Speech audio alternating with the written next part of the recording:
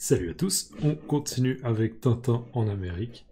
Et on s'était arrêté ici où on avait le gangster qui disait « Tonnerre, quelle chute! Ce canyon a au moins 300 mètres de profondeur. On en distingue à peine le fond. » Donc, mauvaise nouvelle pour Tintin. Visiblement, les chances de survie sont très très faibles. Les chances de survie sont très très faibles. Il y a peu de probabilité qu'il ait survécu. Vignette suivante, on a Milou qui dit « Vite, vite, il faut sauver Tintin !» D'accord, donc vite, vite, c'est une urgence, il faut le faire vite, il faut le faire rapidement, le plus vite possible. Vite, vite, il faut sauver Tintin. Et je vous rappelle, sauver quelqu'un, c'est quand on aide une personne qui est dans une situation dangereuse. Et peut-être que justement, si on ne l'aide pas, la personne va mourir. D'accord, donc sauver quelqu'un. On pourrait dire sauver la vie de quelqu'un. Donc, on fait en sorte que cette personne ne meure pas dans une situation. Sauver la vie d'une personne. Vite, vite, il faut sauver Tintin. Et on voit Milou qui, on pourrait le dire, qui accourt. Il accourt. Il essaie de se fier, on pourrait dire se fier à, donc faire confiance à son odorat, probablement.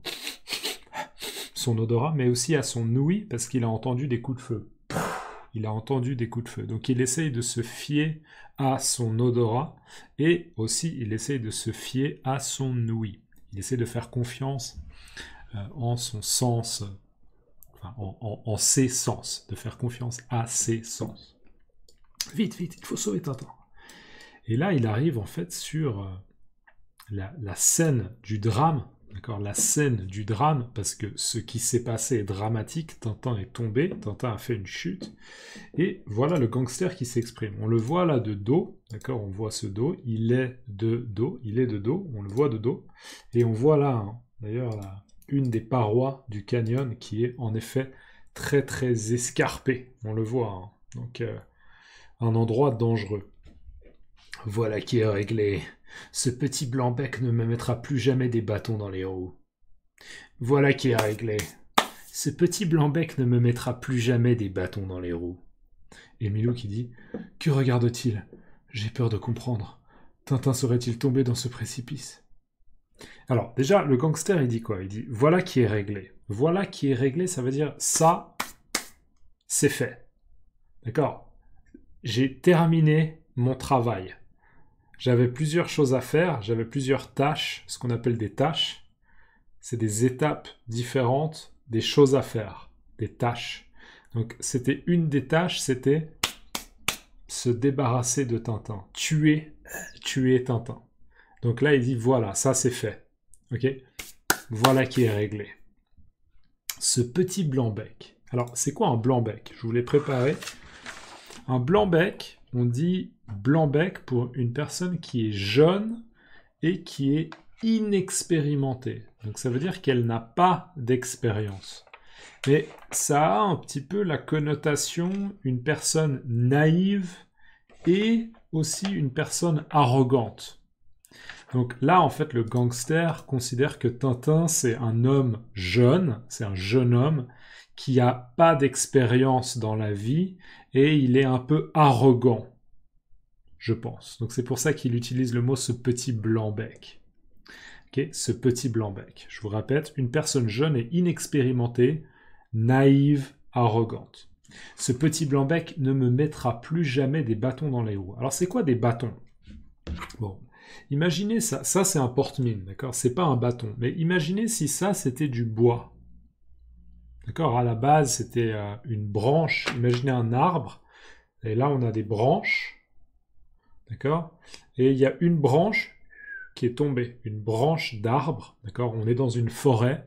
On est dans une forêt, il y a plein d'arbres. Et il y a une branche d'arbre qui est tombée. Donc, imaginez ça, c'est un morceau de bois. On pourrait dire que c'est un bâton.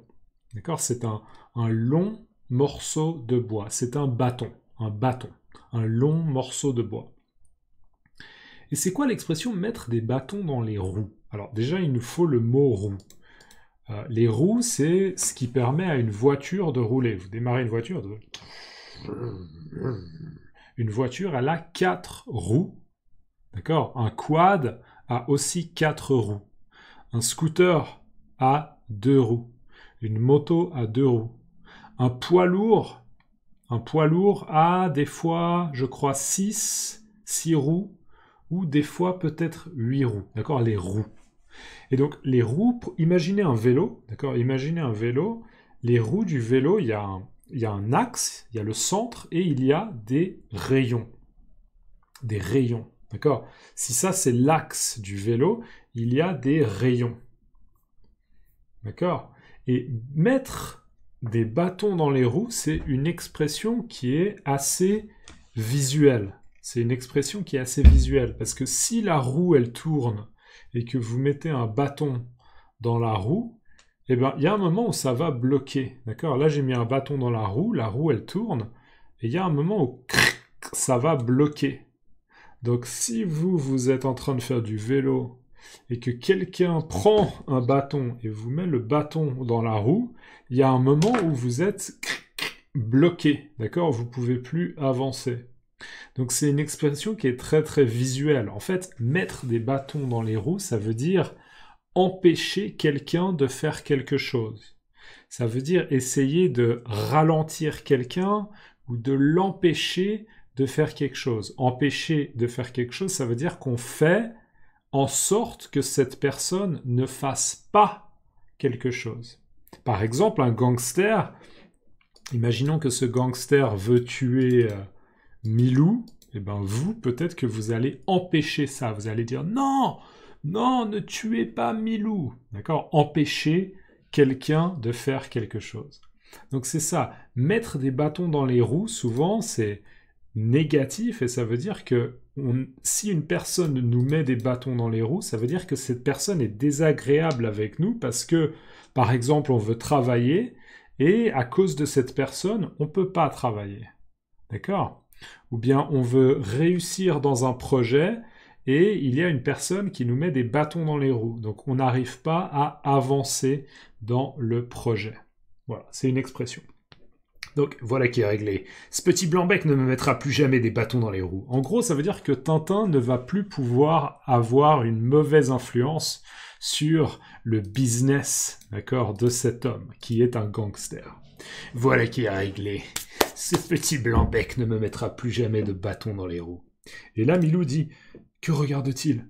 J'ai peur de comprendre. Tintin serait-il tombé dans ce précipice ?» Alors, que regarde-t-il? Là, c'est le gangster. Hein. Il, c'est le gangster. Donc, cet homme-là qui est en train de regarder, là, hein, qu'est-ce qu'il regarde? Qu'est-ce qu'il regarde?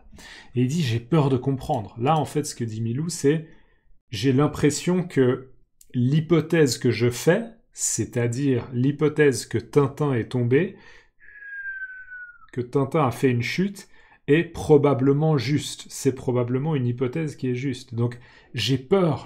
Avoir peur, c'est ça.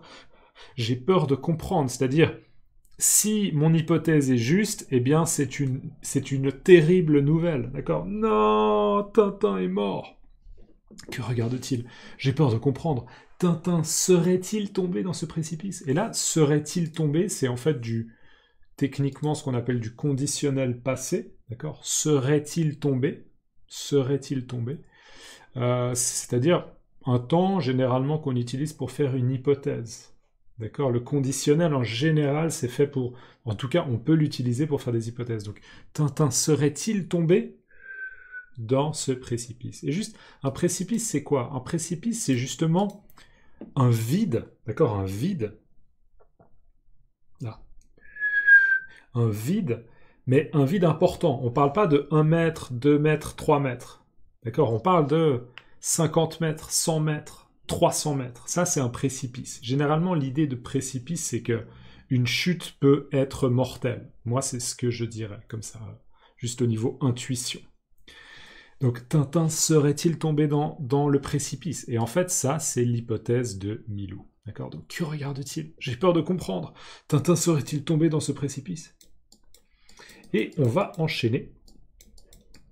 Là, on a le gangster qui visiblement est très très content. Hein, on le voit, on voit toute la blancheur éclatante de ses dents. Il faudrait presque lui demander quel dentifrice il utilise, parce que waouh! Et maintenant, retournons à Chicago. Et maintenant, retournons à Chicago. Donc là, encore une fois, l'homme est seul, mais il utilise un peu l'impératif. Retournons à Chicago, mais c'est presque... Ouais, c'est pas vraiment un impératif, c'est plus une forme pour... techniquement, c'est de l'impératif, en fait, au niveau conjugaison. Mais c'est plus pour proposer, pour lancer une initiative. D'accord? Retournons à Chicago. Allez, je rentre à Chicago. Et maintenant, on rentre à Chicago. Et on voit Milou là. Milou s'approche justement de la falaise. Donc en fait, il s'approche du précipice. Et on le voit qui aboie. D'accord? Il aboie. Il fait... Ok, il aboie 3 fois. Waf, waf, waf. Jamais de manière un peu simple, on dit waf, waf en français. Mais moi, j'essaie de faire quelque chose d'un peu plus réaliste. Et là, on a le gangster, en fait, qui entend Milou et qui dit « Ah, mais c'est le chien de Tintin. Envoyons-le rejoindre son maître. » Donc, ah, c'est le chien de Tintin, d'accord? C'est le chien qui appartient à Tintin. Envoyons-le. Là, c'est encore une initiative. Il lance une initiative. Techniquement, c'est un impératif, mais il lance une initiative. Il dit « On va l'envoyer. » D'accord? On va l'envoyer. Par exemple, si j'ai une balle dans les mains, je vais l'envoyer à quelqu'un. D'accord? Ça peut un peu avoir le sens de lancer. Envoyer la balle à quelqu'un. Ou bien envoyer une lettre par la poste. Ou bien envoyer un message sur Telegram, sur WhatsApp. Envoyer un email. Okay? Envoyons-le, envoyons Milou, envoyons le chien rejoindre son maître. Donc en gros, ça veut dire, le message c'est Milou il est mort. Pardon, Tintin est mort. On peut aussi tuer... On peut tuer le chien, comme ça le chien va rejoindre son maître. Comme ça, Milou va rejoindre Tintin. En gros, il a l'intention de tuer le chien également. Ah, mais c'est le chien de Tintin. Envoyons-le rejoindre son maître. C'est le drame. Que va-t-il se passer? Nous le verrons dans le prochain épisode. Avant de partir, s'il vous plaît, donnez-moi dans les commentaires le mot précipice. Si vous pouvez écrire le mot précipice en français, c'est bien, comme ça je sais de quoi on parle. Précipice, vous m'écrivez juste précipice, et après vous me mettez dans votre langue maternelle comment on dit un précipice. Encore une fois, s'il y a plusieurs mots, n'hésitez pas à inclure plusieurs mots, et moi ça me permet peut-être d'apprendre des nouveaux mots, ou de réviser des mots que je connais déjà, mais que peut-être je suis sur le point d'oublier. Donc merci beaucoup, en plus ça aide avec l'algorithme, donc merci d'avance. On se voit dans la prochaine vidéo, si vous pouvez liker la vidéo avant de partir, c'est cool. À la prochaine, ciao.